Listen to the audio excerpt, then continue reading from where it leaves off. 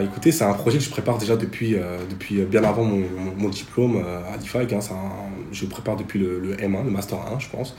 Et donc j'avais envie de voyager dans un pays anglophone, dans un premier temps pour développer mon anglais.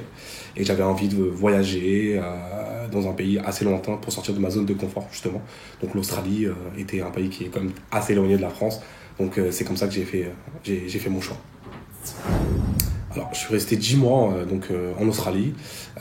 J'ai commencé à Perth, sur la côte ouest. Je suis resté 3 mois pour trouver du travail. J'ai beaucoup fait appel en fait au réseau. Donc les personnes que je rencontrais, souvent c'était du bouche à oreille. Hein. Et s'ils avaient du travail pour moi, les logements c'est pareil. C'est du bouche à oreille. Des personnes ils savaient que je recherchais justement un logement et donc le bouche à oreille a été très très important pour moi. Le réseau, l'utilisation du réseau a été très très important pour moi. Donc, pour les boulots, j'ai fait beaucoup de petits boulots.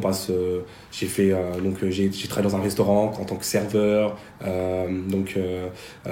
fait de la plonge, j'ai fait coach, j'ai travaillé distribution de flyers, j'ai travaillé dans un magasin de jus, de protéines et également dans la construction.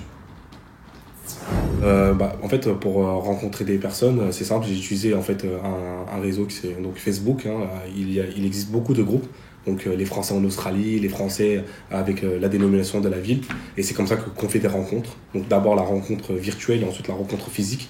Ce qui fait que ensuite on peut développer son réseau petit à petit. Et ensuite ces personnes-là se déplacent en fait dans l'Australie. Et on peut être amené à les rencontrer de nouveau et on peut se renvoyer la balle, s'aider mutuellement. Alors, pour l'obtenir, le visa, c'est très simple. Vous allez sur le site du gouvernement australien, vous faites une demande. Alors moi, j'ai fait une demande de Working Holiday Visa. Alors, c'est un visa qui vous permet justement de pouvoir voyager et de travailler. Donc, travailler contre une rémunération.